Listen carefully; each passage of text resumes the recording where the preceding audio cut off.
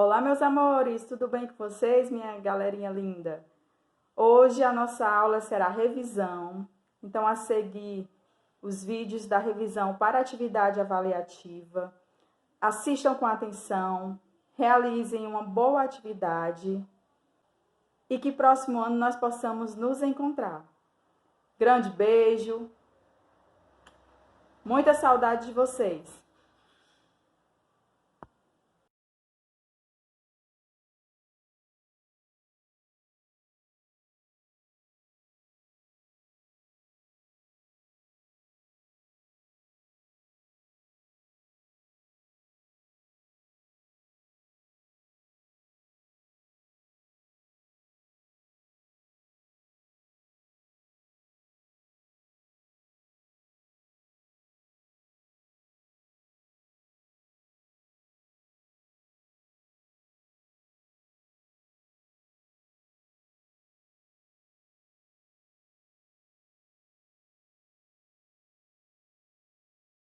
Governo Provisório de 1889 a 1891.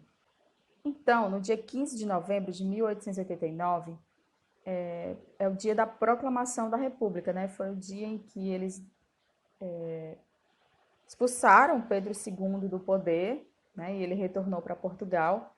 E Marechal Deodoro da Fonseca assumiu como governo, como líder da nação, e se tornou então o primeiro presidente da República. O Brasil se tornaria uma república que é até hoje. Depois dessa proclamação, o grupo liderado por Marechal Deodoro da Fonseca organizou um governo provisório, que durou até 1891. Algumas medidas tomadas nesse período foram a criação da primeira Constituição da República Brasileira, que ficou pronta em 24 de fevereiro de 1891.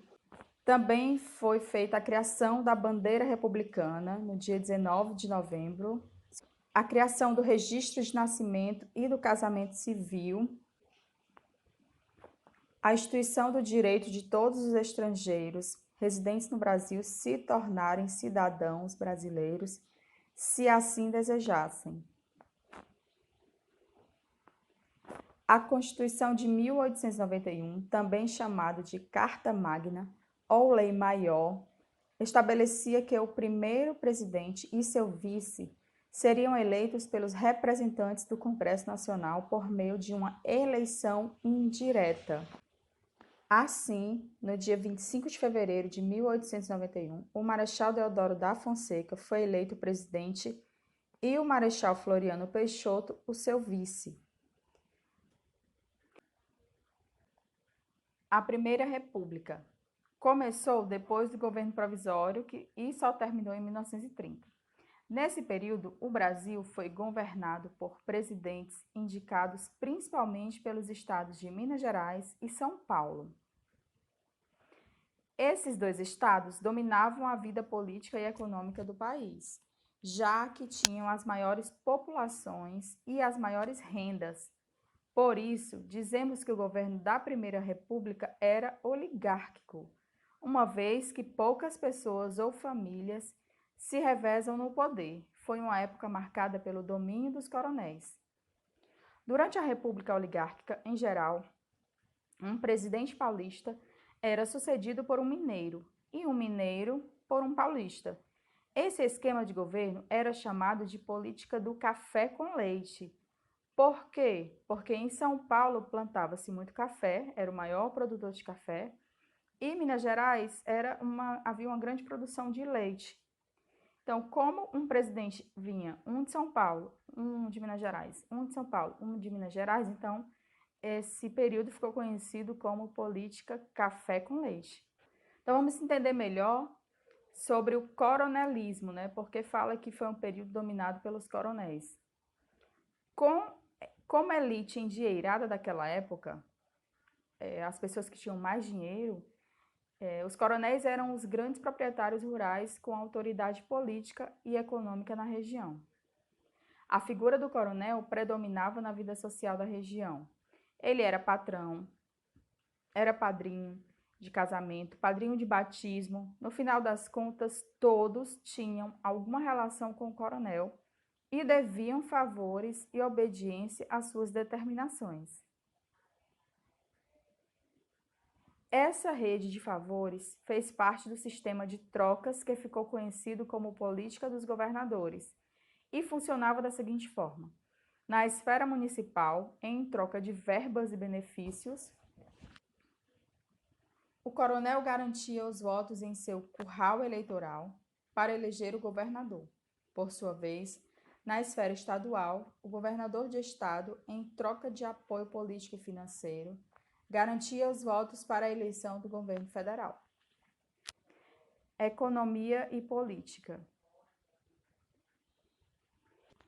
Durante a Primeira República, o café continuou sendo a principal atividade econômica do país.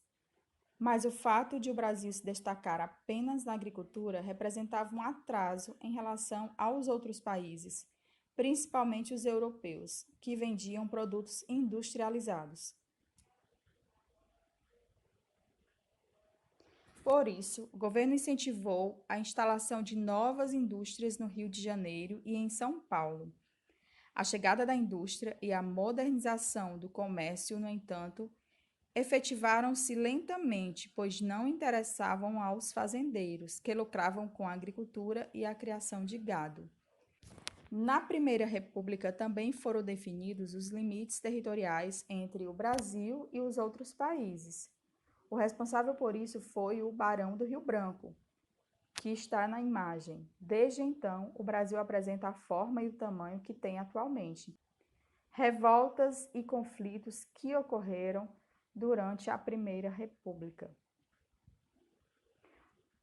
Houve vários conflitos que resultaram em confrontos entre o governo e a população, que era desprezada pelo poder público. A Guerra de Canudos, que ocorreu entre 1893 a 1897. A região que corresponde ao atual Nordeste brasileiro, especialmente o Sertão, sofria com a miséria e com a opressão dos grandes fazendeiros que exploravam os trabalhadores. Nesse contexto, jagunços e cangaceiros cuidavam da segurança dos coronéis e beatos pregavam a salvação pela religião. Em 1893, no sertão da Bahia, havia uma comunidade chamada Canudos, que era liderada por Antônio Conselheiro, um beato que tinha virado uma espécie de líder religioso. Enquanto a população baiana sofria com a exploração promovida pelos fazendeiros e com a miséria, o povoado de Canudos tinha conseguido se transformar em uma comunidade sustentável. Não havia donos de terra em Canudos e tudo pertencia a todos. A comunidade começou a prosperar e a atrair mais pessoas. Canudos chegou a ter mais de 5.000 casas e 30.000 habitantes. Porém, a prosperidade e a autonomia de Canudos começaram a incomodar fazendeiros e padres da região, que pressionavam o governo para atacar a comunidade com a justificativa de que se tratava de um lugar de fanáticos. Em 1897, em um último ataque com canhões, Canudos foi completamente destruída. Revolta da Vacina, que ocorreu em 1904. No início do século XX, havia o desejo dos governantes de tornar o Brasil tão moderno como a Europa. No entanto, as condições das cidades eram muito precárias.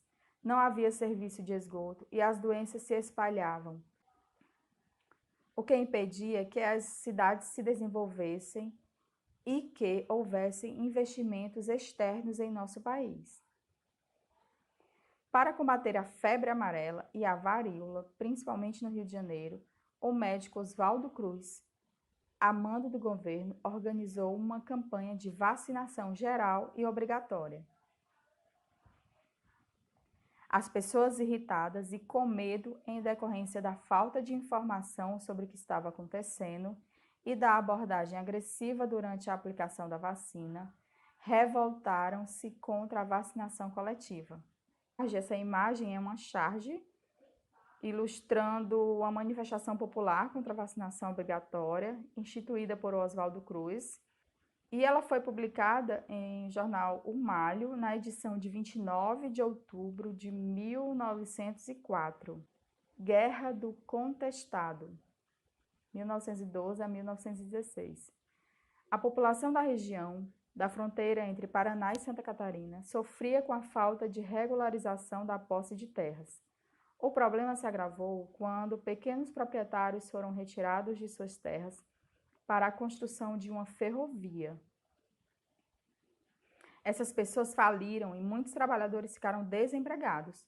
Foi então que os moradores da região, especialmente os caboclos, decidiram se unir para combater o governo. Eles foram liderados por monges que afirmavam que aquela era uma guerra santa.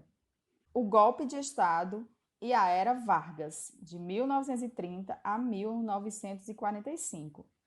Na eleição presidencial de 1930, de acordo com a política do café com leite, um mineiro deveria ser indicado ao governo. No entanto, o presidente Washington apoiou outro paulista, Júlio Prestes, que venceu as eleições. A Aliança Liberal, que era formada pelos estados descontentes, Minas Gerais, Rio Grande do Sul e Paraíba, e que havia indicado como candidato o gaúcho Getúlio Vargas, não aceitou a vitória de Júlio Prestes e organizou um golpe para assumir o poder. Esse fato ficou conhecido como Revolução de 1930. O golpe de Estado possibilitou a Getúlio Vargas tomar o poder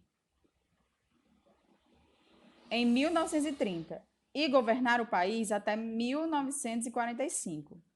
Seu governo costuma ser dividido em 3 fases: governo provisório, de 1930 a 1934, governo institucional, de 1934 a 1937, e o Estado Novo, de 1937 a 1945. O governo provisório, de 1930 a 1934. O governo provisório foi o período em que se iniciou, logo após o golpe de Estado, promovido pela Aliança Liberal. A economia cafeeira estava em crise. Então, Getúlio proibiu a plantação de café por 3 anos e mandou queimar os estoques em armazéns com o intuito de tornar o café um produto mais caro. Nesse período também, criou o Ministério do Trabalho e o Ministério da Educação e Saúde e promulgou algumas leis trabalhistas. Em 1932, ocorreu a chamada Revolução Constitucionalista, na qual os paulistas exigiam uma nova Constituição para o país, que aí começa o governo constitucional, de 1934 a 1937. Nesse governo, Getúlio Vargas promulgou a nova Constituição, de 1934, que estabeleceu o salário mínimo e as férias remuneradas para os trabalhadores, instituiu o voto feminino e determinou o ensino obrigatório e gratuito. Então, foram grandes conquistas para os trabalhadores, para as mulheres que não podiam votar e também para o ensino, que só era para os ricos, e tornou, então, o ensino obrigatório e gratuito. E aí começa a terceira fase, o Estado Novo, de 1937 a 1945. Em 1937, Getúlio Vargas, com o apoio dos militares, impediu que houvesse uma nova eleição para a presidência e iniciou uma ditadura no Brasil. Getúlio anulou a Constituição existente e impôs outra, que lhe concedia plenos poderes para governar o país. Nessa fase do governo getulista, ocorreram o fim dos partidos políticos, a instalação da usina de Volta Redonda, no Rio de Janeiro, para a fabricação de aço, o início da exploração do petróleo no Brasil, com a descoberta do primeiro poço na Bahia, e a participação do Brasil na Segunda Guerra Mundial. Com a implantação da ditadura, o país passou a viver um período de falta de liberdade e de severas perseguições políticas. Para censurar os meios de comunicação e fazer com que eles promovessem propagandas positivas do governo, foi criado o Departamento de Imprensa e Propaganda, o DIP. Para perseguir as pessoas que criticavam o governo, foi criada a política secreta. Além disso, uma cartilha passou a ser aplicada nas escolas para tentar fazer com que as pessoas apoiassem a ditadura desde a infância. No início de 1945, em São Paulo, as pessoas começaram a se manifestar de forma mais organizada pelo fim da ditadura imposta por Vargas e pelos militares. O governo já estava enfraquecido e os militares, que ainda tinham poder, obrigaram Vargas a renunciar. No mesmo ano, Eurico Gaspar Dutra foi eleito presidente por meio de eleições diretas, ou seja, pelo voto da população. República Populista, de 1946 a 1964. Com a renúncia de Getúlio Vargas e a eleição de Eurico Gaspar Dutra, em 1945, teve início, em 1946, outro momento da República Brasileira. Os presidentes passaram a ser eleitos pelo povo e o país adotou uma política democrática. Os principais acontecimentos foram a promulgação de uma nova Constituição em 1946, baseada nos ideais democráticos. Com isso, se restabeleceu a forma republicana de poder, com presidente, Senado e Câmara dos Deputados, além da garantia de eleições com voto universal e secreto e a participação das mulheres. A criação da Petrobras, empresa de exploração de petróleo no governo de Getúlio Vargas. A instalação da indústria automobilística no país, a indústria de montagem de carros. A construção da cidade de Brasília como nova capital do Brasil, inaugurada em 1960 no governo de Juscelino Kubitschek. Embora essas realizações tenham impulsionado o desenvolvimento econômico do país, elas não beneficiaram grande parte da população brasileira.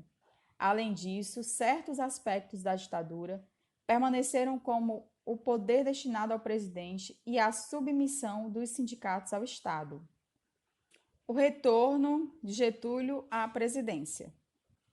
Em 1951, ele foi eleito pelo povo em voto direto, mas uma grave crise política fez com que ele não terminasse seu mandato. Então, Getúlio era muito popular, e essa fonte de popularidade vem da consolidação das leis trabalhistas, a CLT. Então, o povo elegeu mais uma vez Getúlio Vargas, mas ele não terminou o mandato. Prestes a ser novamente deposto do poder, Getúlio Vargas suicidou-se. O fato ocorreu em 24 de agosto de 1954, no Palácio do Catete. Ele deixou uma carta-testamento que gravou na memória do Brasil a frase: "Serenamente dou o primeiro passo no caminho da eternidade e saio da vida para entrar na história." Com essa carta, Getúlio conseguiu mudar radicalmente a opinião negativa que a população tinha a seu respeito. E aí, um pouco da história de Juscelino Kubitschek. 50 anos em 5 era o lema do seu governo. Em 1956, Juscelino Kubitschek, também conhecido pelas iniciais de JK, assumiu a presidência da República. O ponto mais marcante de seu governo foram as ações para promover o desenvolvimento econômico do país. Ficou famoso o lema 50 anos em 5, segundo o qual o Brasil iria crescer o equivalente a 50 anos em apenas 5 anos, que era o tempo de mandato de Juscelino. Brasília foi construída durante o governo de JK para ser a capital do país. Sua inauguração ocorreu em 21 de abril de 1960. Em um de seus discursos, referindo-se à construção de Brasília, JK disse: "Deste Planalto Central, desta solidão que em breve se transformará em cérebro das altas decisões nacionais, lanço os olhos mais uma vez sobre o amanhã do meu país e antevejo esta alvorada com fé inquebrantável em seu grande destino." No governo JK, houve grande incentivo à entrada de empresas multinacionais no país, sobretudo no setor automobilístico, embora a economia tenha crescido muito durante seu governo. Esse crescimento custou ao Brasil muitas dívidas com outros países, além de queda na distribuição de renda. E como foi a construção de Brasília? A seguir, teremos um vídeo falando sobre a construção de Brasília. Então, assistam com atenção e voltaremos. De uma nova capital para o Brasil já estava prevista desde a Constituição de 1891. Nela foi incluído para esse fim um dispositivo que reservava para a União uma área de 14.400 km² no Planalto Central. Mas somente em 1956 é que a construção da nova capital foi aprovada formalmente pelo Congresso Nacional. O presidente Juscelino Kubitschek, determinado a iniciar as obras, promoveu um concurso público para a escolha do projeto urbanístico da cidade. Entre os 26 projetos apresentados, foi selecionado o do urbanista Lúcio Costa. Ele e o arquiteto Oscar Niemeyer, criador das edificações, foram os maiores representantes da arquitetura modernista no país. Vista do alto, a cidade se assemelha a um avião. Em suas asas, sul e norte, localizam-se as áreas residenciais e comerciais. Niemeyer e Lúcio Costa valorizaram os espaços para automóveis e projetaram grandes avenidas em linhas retas, como o eixo monumental e o eixo rodoviário. Brasília é organizada em setores e quadras específicos, como o setor comercial sul, a superquadra sul, o setor hospitalar norte e várias outras áreas de marcante funcionalidade urbanística e arquitetônica. Os pedestres circulam livremente em todas as quadras residenciais. Não há grades em torno dos prédios e a maioria dos blocos tem o térreo vazado. Na cabine do avião, localiza-se a Praça dos Três Poderes, onde estão o Congresso Nacional, o Palácio do Planalto e o Palácio da Justiça. Essas edificações, projetadas por Niemeyer, são mundialmente conhecidas. A construção de Brasília durou 3 anos e causou o deslocamento de uma grande quantidade de trabalhadores de outras regiões para o Planalto Central. Esses trabalhadores pioneiros ficaram conhecidos como candangos. No início de 1957, nos 4 principais alojamentos construídos no meio do cerrado, havia apenas 232 trabalhadores. Em poucos meses, 6 companhias de construção se instalaram ali, empregando aproximadamente 2.500 pessoas. Os contratos com as grandes empreiteiras aumentaram substancialmente os gastos do governo. Por outro lado, a transferência da capital intensificou a povoação da região centro-oeste. Apesar da exaltação geral em torno das obras, muitos não queriam que o Rio de Janeiro deixasse de ser a capital e criticavam a mudança, sugerindo que a intenção do governo era proteger e isolar o núcleo do poder. A inauguração da nova capital ocorreu em 21 de abril de 1960. A data foi escolhida por ser o Dia de Tiradentes, um feriado nacional. Declarada Patrimônio Cultural da Humanidade pela Unesco em 1987, Brasília é o lugar onde é tomada a maior parte das decisões políticas e econômicas que afetam diretamente a vida de todos os brasileiros. A renúncia de Jânio Quadros e a deposição de João Goulart.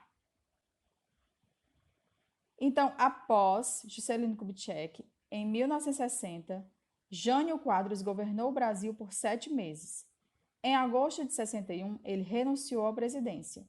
Em sua carta renúncia, justifica apenas que forças terríveis o fizeram sair.